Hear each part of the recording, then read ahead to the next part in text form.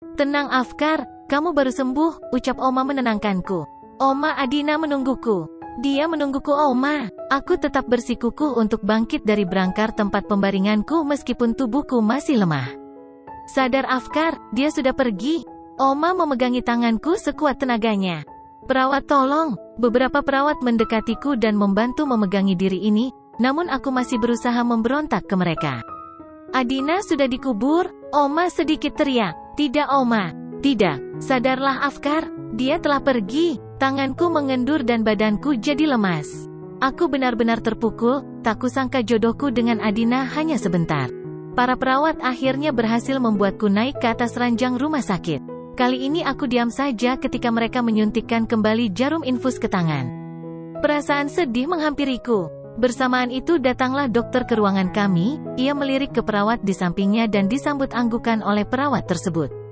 Perawat tersebut maju dan menyuntikkan cairan putih ke infusan. Dua perawat yang sejak tadi ada di ruangan ini dengan cekatan membantu dan salah satunya membawa tangan ini untuk diikat ke pinggir ranjang. Maaf Tuan Afkar, demi keselamatan Anda kami terpaksa mengikat tangan Anda.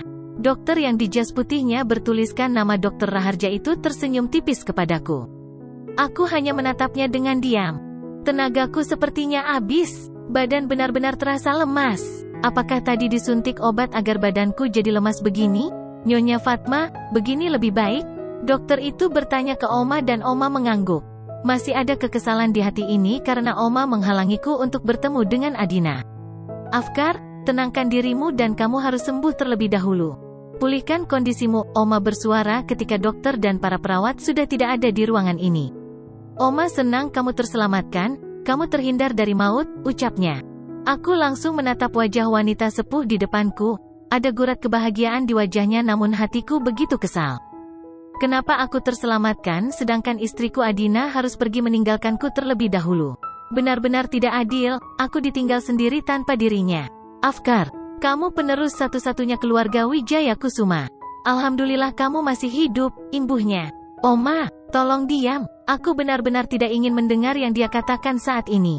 Hatiku masih hancur. Sabar Afkar, ucap Mama, wanita yang melahirkanku. Meskipun dia melahirkanku namun kami jarang berkomunikasi. Mama sibuk dengan sosialitanya meskipun begitu ternyata masih ada kasih sayangnya untukku. Makasih Ma, Mama mengelus-elus punggungku pelan.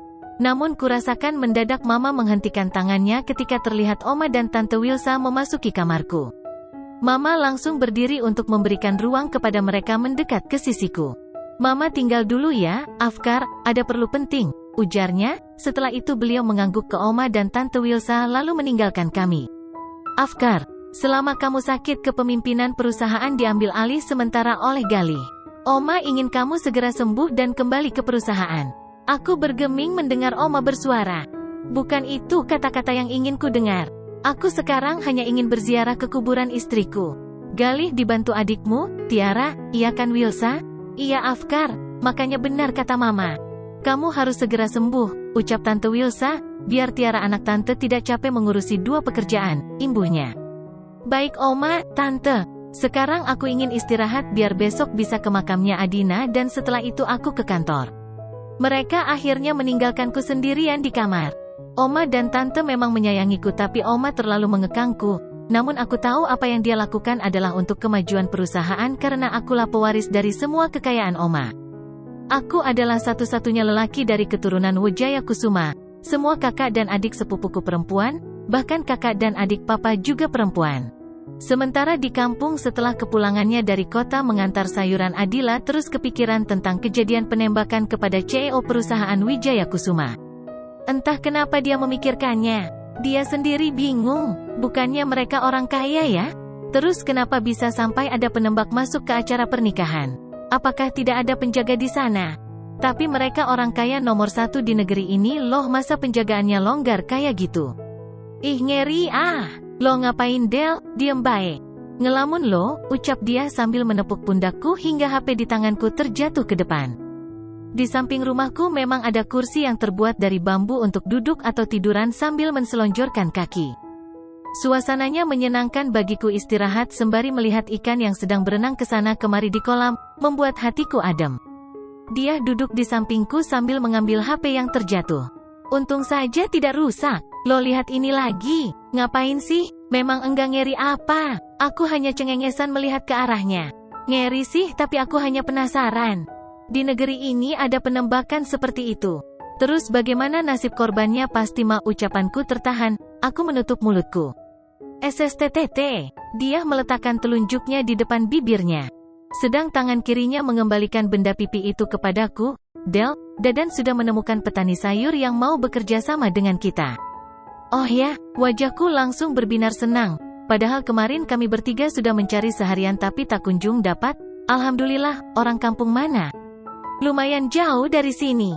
Kampung Batu Kembar. Mataku mendelik, iya kan? Jauh kan? Aku mengangguk. Sebaiknya kamu hubungi pihak perusahaan bahwa pengiriman siap dan besok kita akan mengirimnya. Sekali lagi aku mengangguk ke dia dan segera mengotak-atik ponselku. Oh, ada dia ya? Kirain anak mama tadi ngomong sendiri bikin mama yang di dapur bergidik ngeri, ujar wanita yang masih terlihat cantik di usianya yang tidak lagi remaja. Iya Tante Rianti, jawab dia. Ih mama, enak saja ngatain aku, protesku dengan mengerucutkan bibir ini. Aku pasang wajah cemberut, hahaha, ya maaf Adila.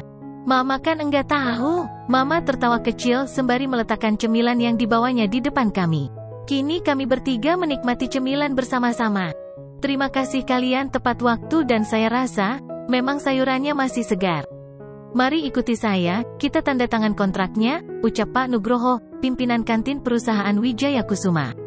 Aku mengikuti masuk ke dalam menuju ruangan kantor Pak Nugroho sementara dia dan Dadan menunggu di luar. Setelah membaca syarat-syarat kerjasama kontrak, akhirnya aku menandatanganinya. Aku tersenyum senang di dalam hati, akhirnya aku mendapatkan job untuk 2 tahun ke depan. Alhamdulillah ya Allah, terima kasih. Pak Nugroho, saya perlu bicara, suara seseorang dari arah pintu.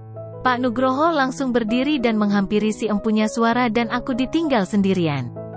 Aku menoleh ke belakang karena penasaran siapa yang memanggil pimpinan kantin tersebut namun sudah tidak kelihatan orangnya, hanya punggung Pak Nugroho yang terlihat. Tak berapa lama beliau masuk kembali dengan membawa map di tangannya, sebelumnya maaf, surat kontrak tadi tidak berlaku, ini ada surat kontrak baru. Aku mengerutkan kening, bingung dengan apa yang terjadi. Beliau mengeluarkan kertas dari dalam map dan menyerahkan kepadaku.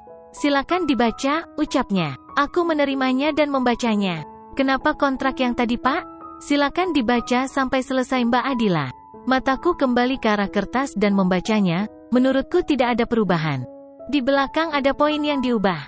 Akhirnya aku membaca sampai selesai. Kenapa diubah jadi seminggu sekali Pak? Bukannya kontrak yang pertama mengatakan 2 hari sekali harus ngirim? Maaf Mbak, ini kebijakan pimpinan langsung. Baru saja pimpinan memanggil saya dan saya diminta untuk memperbarui kontrak dengan pengiriman seminggu sekali dikarenakan Anda adalah pemasok baru.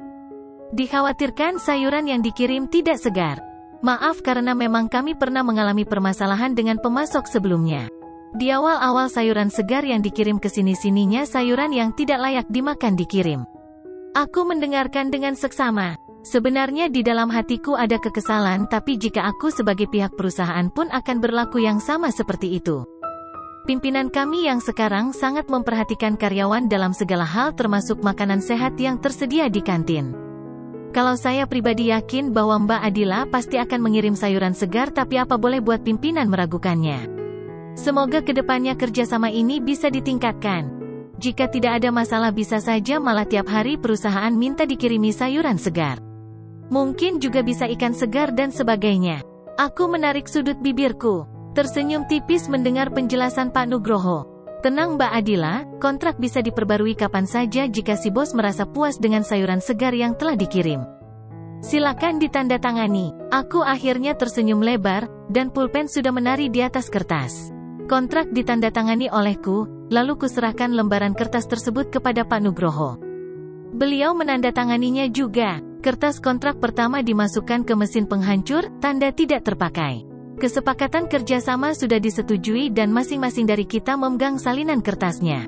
Sementara di lobi hari ini Afkar sudah masuk kerja, paginya dia sudah mengunjungi makam istrinya dan langsung menuju kantor. Afkar memastikan semua aktivitas perusahaan berjalan dengan lancar. Dia mendapati Pak Nugroho yang akan melakukan kerjasama dengan pemasok sayuran, Memang sebelum pernikahan dia menyetujui untuk berganti pemasok, tapi surat kontraknya belum sempat dibaca. Selesai mencetak ulang surat kontrak, Afkar melanjutkan aktivitasnya mengecek semua divisi hingga dia capek dan istirahat di lobi, duduk di sofa ditemani dengan teh hangat.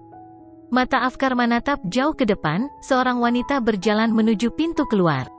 Si wanita memakai topi dengan rambut panjangnya dililitkan ke sebelah depan bahunya. Wajah si wanita sedikit terlihat karena tertutupi oleh rambut. Adina, itu Adina, gumamnya. Afkar menggeleng-gelengkan kepala dengan mata yang mengerjap. Seketika Afkar berdiri dan berlari sambil berteriak, Adina, tunggu. Bersambung.